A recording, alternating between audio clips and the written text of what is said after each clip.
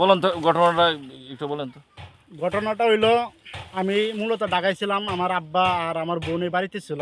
হুম, তে মঙ্গলবার রাত্রের ঘটনা, হঠাৎ আমরা সকালবেলা উঠে দেখতে পারলাম যে আমার গাছ, সব গাছ কাটা। মানে আমার বোনে আর আমার বাবে দেখতে পারলো আর সব গাছ কাটা, একবারে একটা গাছও নাই, সব গাছই কাটা। আরে কতগুলি গাছ হবে?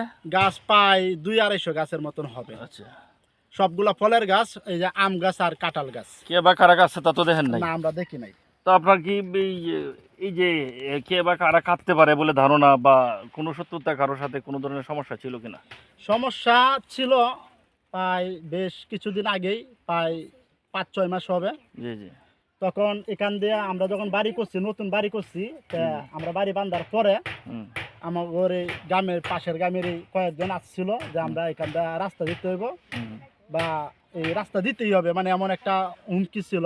তা আমি এটা নিয়ে মূলত খুব চিন্তিত ছিলাম। হুম। তবে কখনো ভাবি নাই যে এইগুলা হবে, যে আমার ফলের গাছগুলা সবগুলা কাটা যাবে।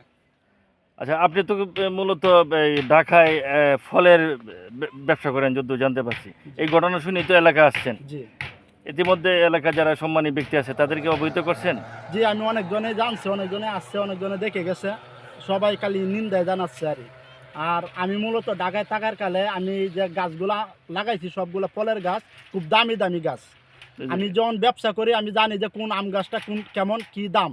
আমি সব এখানে রূপালী, হিমসাগর, অনেক জাতের আম আছে, হুম। যেগুলো গাছ, একটা গাছের দাম মনে করেন 700-800 টাকা পিস, আবার কিনা লাগছে। তো এতে করে প্রায় আনুমানিক কত টাকা ক্ষতি খরচ হয়ে হয়েছে গেল। তোমার? প্রায় আমার 1 মূল্য লক্ষ ক্ষতি কত? টাকার উপরের গাছ আছে এখানে, ফলের গাছ আমার লাগানো। এখন প্রশাসনের কাছে আপনি কি দাবি করছেন? এখন আমি তাদের কাছে দাবি এটাই যে আমি সুস্থ বিচার চাই, যে তারা যেন সুস্থ সফল বিচার করে দিতে পারে। আমরা অর্থাৎ এটাই, এটার সাথে যে বা যারা জড়িত তাদেরকে খুঁজে বের করে যেন আইনের আসলে, আওতায় নিয়ে আসা হয়। জি।